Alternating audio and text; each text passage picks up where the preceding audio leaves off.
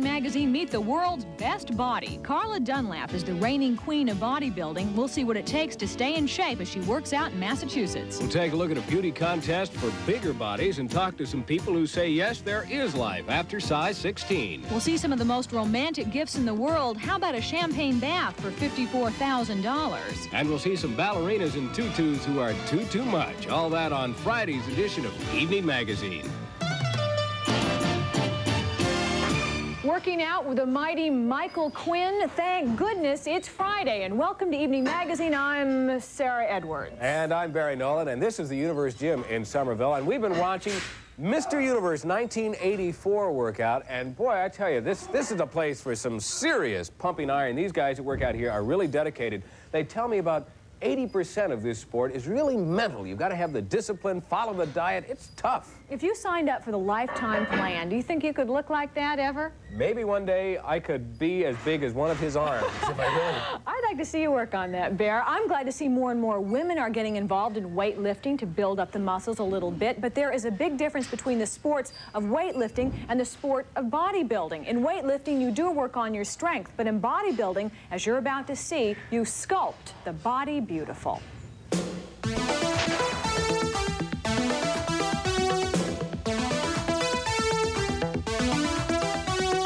What was once a sport for men only is now a growing competitive sport for women. For the past 5 years, women's bodybuilding has developed by leaps and bounds. And one of the best bodies in the world belongs to this woman, Carla Dunlap of New Jersey. She's Ms. Olympia 1984. Carla trains in Lynnfield, Massachusetts. The nice thing about bodybuilding is that you can correct certain flaws. Structurally, you can't change your bone structure, obviously. But basically, you can build out whatever is weak, and you can maintain or leave off whatever is very strong. This one is for the strong at heart. Walk back and sit down. Because of the popularity of aerobics and the emphasis on being physically fit, women are no longer shunned for having a little muscle. However, there are still a few diehards left. It's interesting that in being at the House of Health here in Lynnfield, people, when they see me, they expect this monstrous thing, and I think that's what women think is going to happen to them. That if they pick up a 5-pound dumbbell and they do a few curls, they're not going to wake up tomorrow morning looking like Arnold Schwarzenegger. I've had so many women come up to me at the club and say, you know, gee, I'd like to look like, how do you do that? And when you explain to them that they've got to train hard, but the bodybuilding is one of the most effective ways to do it, and it's the fastest. Look down. Okay. With your tricep, what you want to do is you want to extend all the way down and really feel this tighten up here. Bring it back up just about right. Well, there's more to bodybuilding than meets the eye. It builds that self-confidence. It reduces anxieties. They've done studies where they've found that female bodybuilders suffer the least anxiety of all levels and categories of women in the work world. Another phenomena in bodybuilding is mixed pairs, and having been a competitor as well as a judge in the sport, Carla knows all the right gestures needed to help this couple with their routine. Never let her personality overshadow yours. You've got to stay as a couple. And what's happening is you're depending on her. You look like you're depending on her. Right. Always look relaxed. Smile. Because the minute you look tense, it looks like you're concentrating too hard on what you're doing. Go ahead. You can have the best physique in the world, and many bodybuilders make this mistake. They train hard, they diet hard, and they get on that competitive stage, and they don't do anything. They don't give of themselves. They're just John Doe or Mary Doe, and they don't stand out. You've got to make your mark. And Carla is making her mark here in Montreal, Canada, defending her championship title as Ms. Olympia.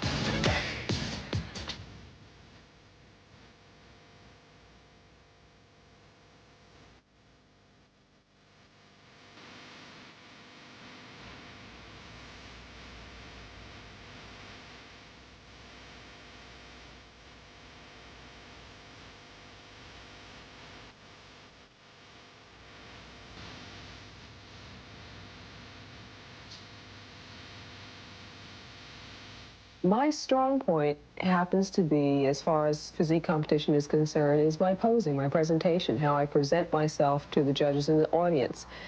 In a way, it to me is the performing arts. In fourth place, Carla Dunlap.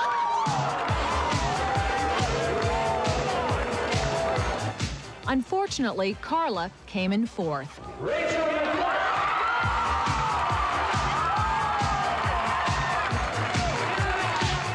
Carla may have lost her title, but she hasn't lost her competitive spirit.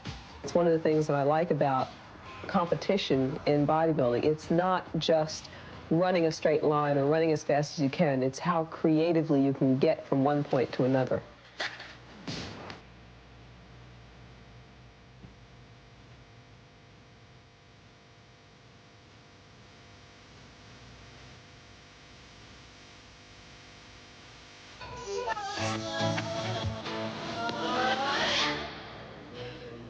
Nice work, Mike. I can see why he's Mr. Universe.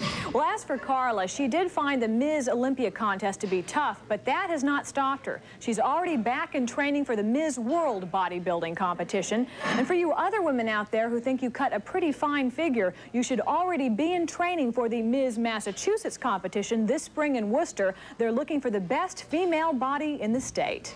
We'll come back with more of our Thank Goodness It's Friday edition of Evening Magazine in just a moment.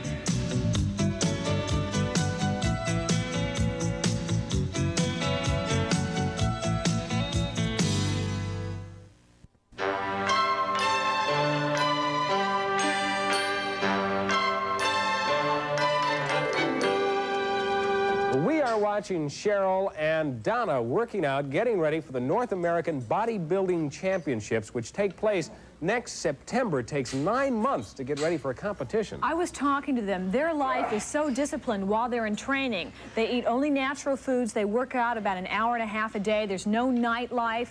They are so tough, but I'm glad to see they are continuing to break that stereotype that we all have to look like the thin model. I like a muscle-toned body. Now, Americans do seem to have taken the idea that they will have their own definition of beauty, no longer take it from Madison Avenue, television, and movies. Right now, evenings, Pam Thompson takes us to meet some people who have some big ideas about what beauty should be.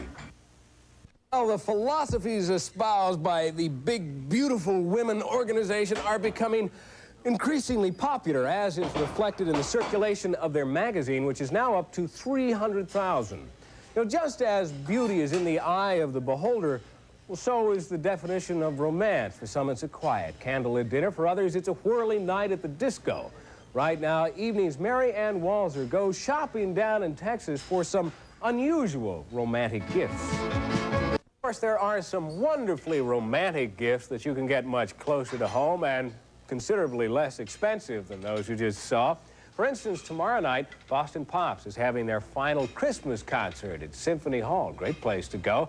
And then both Saturday and Sunday, you can go up to Hammond Castle in Gloucester for Christmas in the castle. Wonderfully romantic place to spend an evening. If you call our information line, 783-4636, we'll tell you how you can find out more about those events. Well, don't go away. We'll be back with more of our Thank Goodness It's Friday edition of Evening Magazine in just a moment. It's Friday.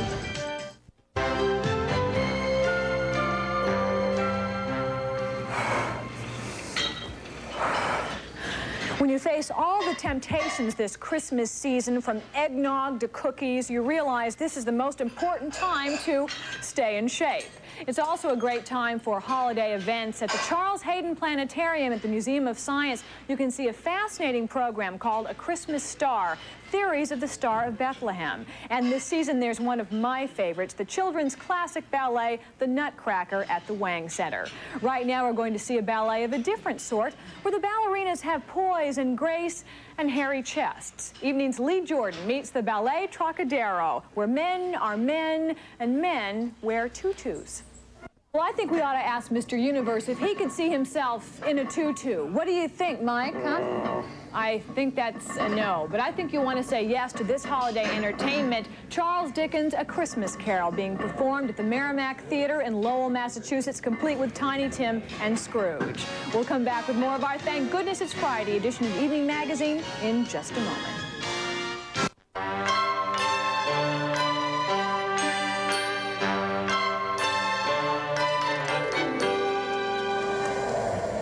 Sarah, we have finally come to that part of a bodybuilder's daily routine that I'm sure I can handle. Drinking the protein drink. Michael's made us one here that involves a couple of raw eggs, some real cream, apple juice, and protein powder to your health. I have been wanting to try this. Here's something I think you ought to try this weekend. 12th night at the Boston University Theater on Huntington Ave. I saw it a couple of weeks ago, and I thought they did a great job with that Shakespeare classic. It stars film actress Elizabeth McGovern. Real good. And this is good. This tastes good to be so healthy and good for you, right? Here's to your health. Hey, and here's to yours. And hope you are here on Monday night, Christmas Eve. We will be spending on the Little Gray Lady of the Sea as we see Christmas in Nantucket. I've always thought there's a mystical quality to the island. I don't know what it is. I feel every time I come down here, I just enjoy being here. In his New England portrait, Steve Avison profiles a Dartmouth professor who loves the subject of Santa Claus. Then we'll see some special skaters in New England who, despite their handicap of deafness, have found a way to belong in a hearing world. And we've got a very special Christmas music video for you starring the people of Boston. So that's on Christmas Eve. Hope you're here with us. We'll have a good time on our Christmas show. See you Monday, everybody.